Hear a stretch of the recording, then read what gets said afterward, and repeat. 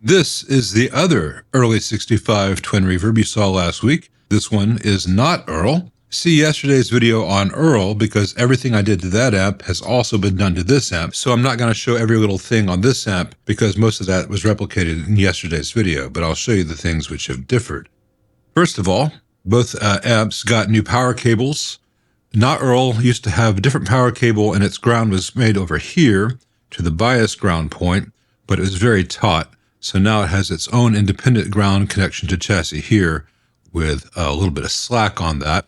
And while it does have that slack, this wire is longer than the hot and neutral, which are going to the rest of the stuff. And the hot is fused, then switched, and the neutral is going straight to one of the primaries, which is all correct. This amp, when it came in, had some burning to the heater wires here. So from the lamp to the octal, to the octal, to the octal, to the octal has all been replaced with new cloth-covered 18-gauge solid core. And then it continues to the old right here, going to the phase inverter. All these bundles of wire going to the various sections of the amp were all out here and pulled out and kind of jumbled together. So they've all been tucked underneath the pots where they're supposed to go. And it just helps with lead dress and controlling noise a little bit. More crucially, these four wires going to the chassis from the board have all been replaced with a new 20-gauge bus wire. So it's J-hooked into the eyelet here, here, and here for mechanical support. Then it goes to the brass control strip, and I got all the old solder off, got it all cleaned, resoldered, all cleaned up, no excess flux, no dirt, rock solid now. When this came in, it had a non-original input jack here, and the wafers, right here, the phenolic wafers, were pink. Now, when I took it apart, because it had some broken solder joints, just really bad work, to make sure it was a good jack, it was a Switchcraft jack, but some substance had been used over the years that had made the wafers go pink. It had just absorbed so much oil or whatever gunk that was that I did not trust that jack. So this is a brand new Switchcraft switching jack with a new 68K and 1 megs installed the way it was originally in the factory. So this is pretty much indistinguishable from factory now and works great, no issues whatsoever. The other jack's cleaned up just fine. The normaling's working fine. No issues. Please, people, stop using weird solvents and greases inside your amps. WD-40 does not belong on an input jack. Deoxit will not discolor things. Isopropyl alcohol will not discolor things. Naphtha will not discolor things. Those are all good solvents to use to clean an input jack, none of which do any damage. This volume pot on the vibrato channel has been changed out for an alpha 1 meg 10% taper pot with a very poor ground connection to the shell of the alpha. Like I said in the previous video on this amp, you can't really solder to the shell of an alpha pot.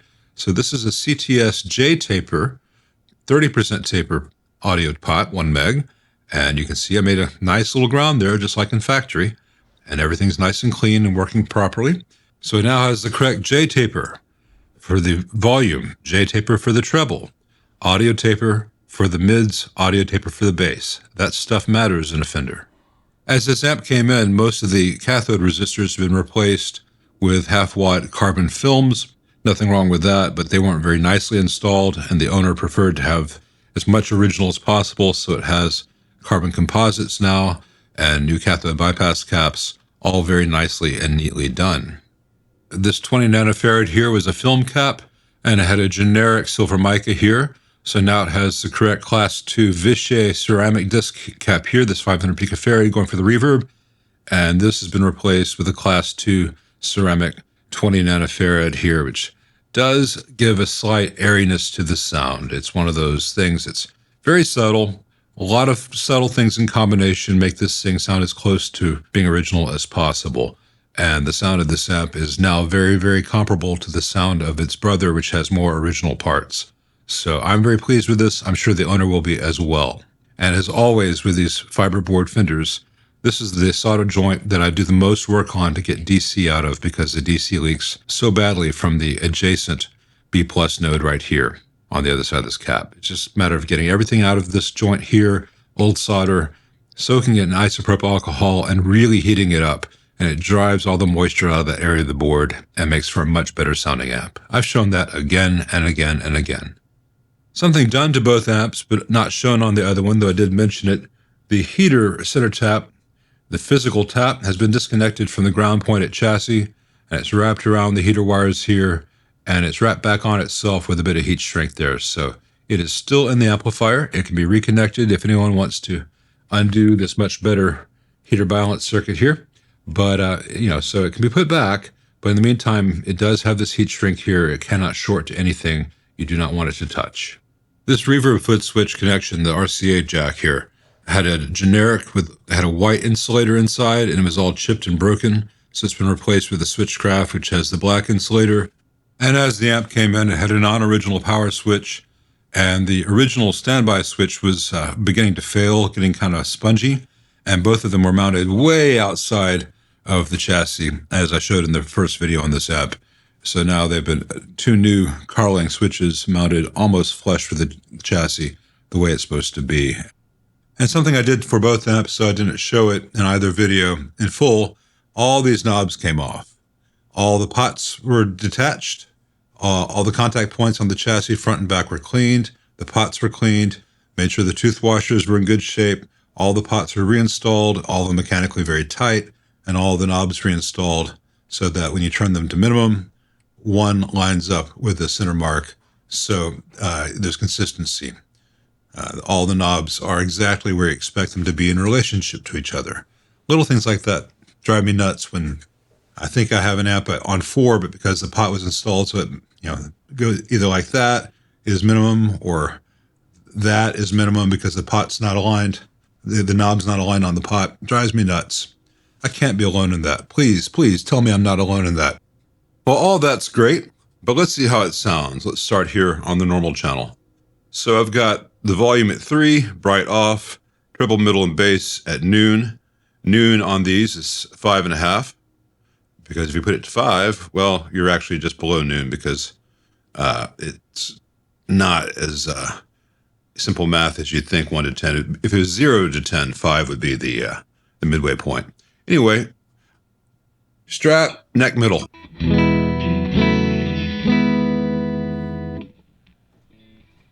Middle bridge. Bridge. Neck. Middle.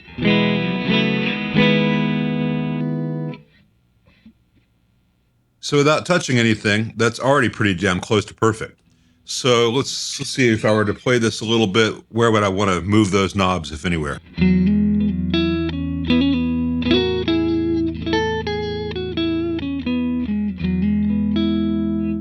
I think I'm going to say that's a little bit scooped.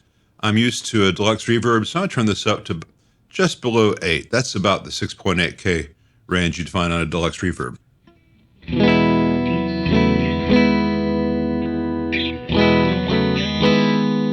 And for comparison,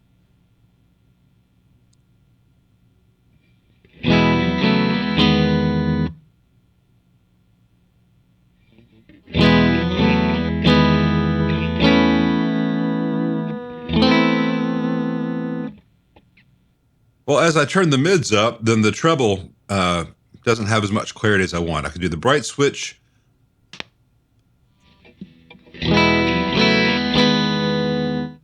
For my taste today, that's a little bit brighter than I want, so I'm just going to turn the treble up. Let's try 6.5.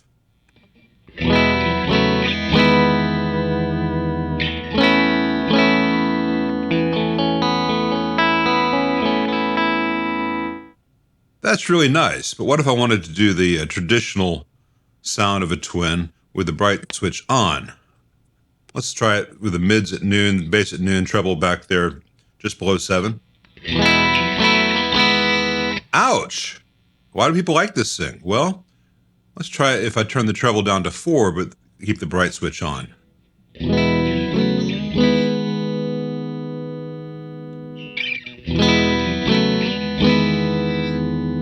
There it is, just below 5 with the bright switch on. It's much nicer.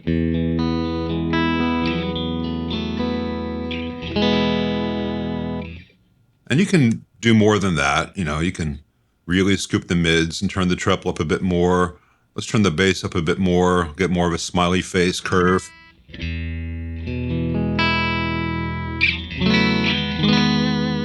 That might be nice in a track for like an overdub.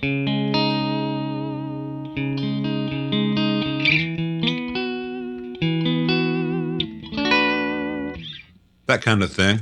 It's a very versatile channel, but the nice thing to know is that you can pretty much just set it all to noon, turn the bright switch off, maybe turn the treble up just a hair, and go to town. Beautiful sound. Let's do the same kind of stuff on the vibrato channel. So 5.5 for the treble middle bass, turn the volume up to 3.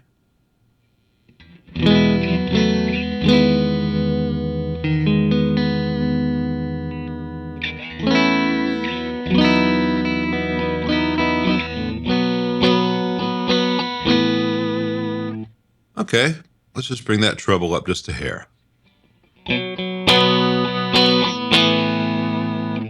It's a punchier sound. Why is that?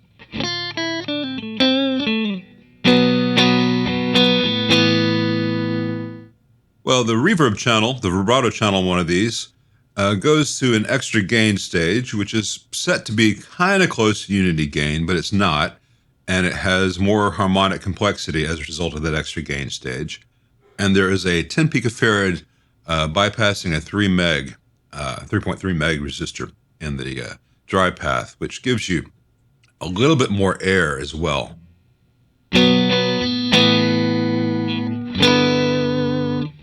And the same tricks apply.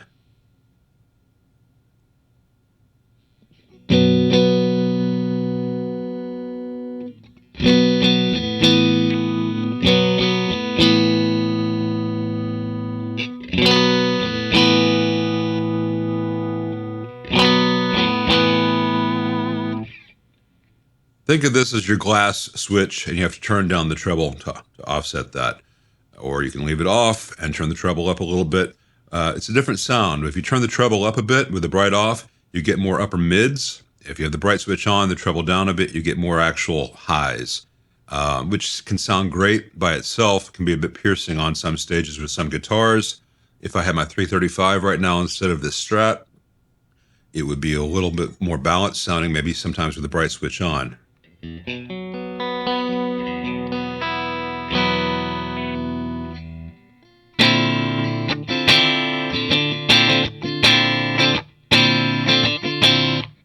Do the same deluxe reverb trick.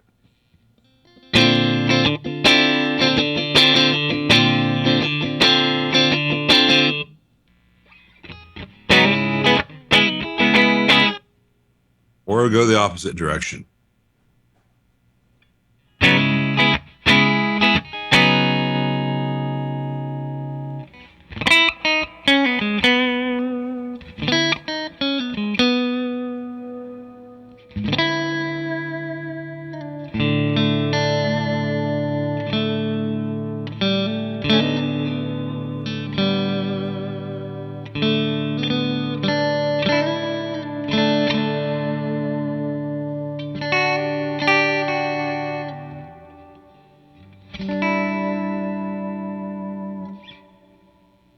Sorry, I was listening to Keith Williams' stream yesterday or the day before, and he played Bill Frisell's arrangement of Shenandoah, and I thought, that's pretty, I need to relearn that.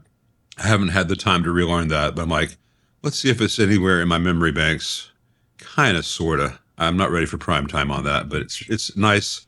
It's a wonderful arrangement. Look up Bill Frisell, Shenandoah.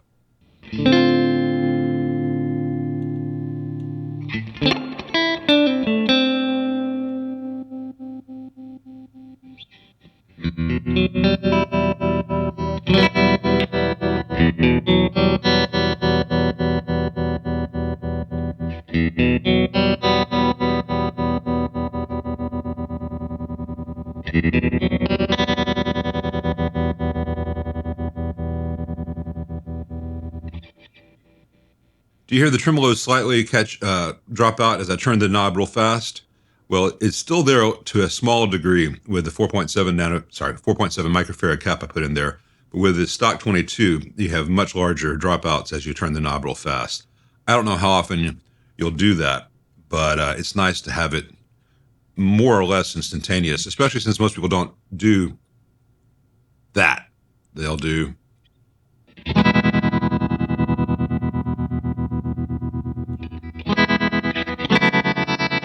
That. And speaking of Bill Frisell and stuff like that, sometimes it's nice to have kind of that fast Leslie thing. And just turn it down so it just slightly wobbles.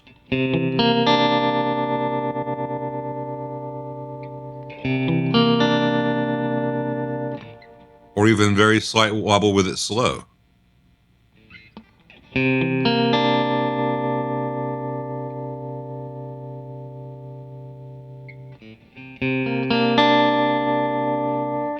It's one of those things you almost don't hear it unless it's gone. So.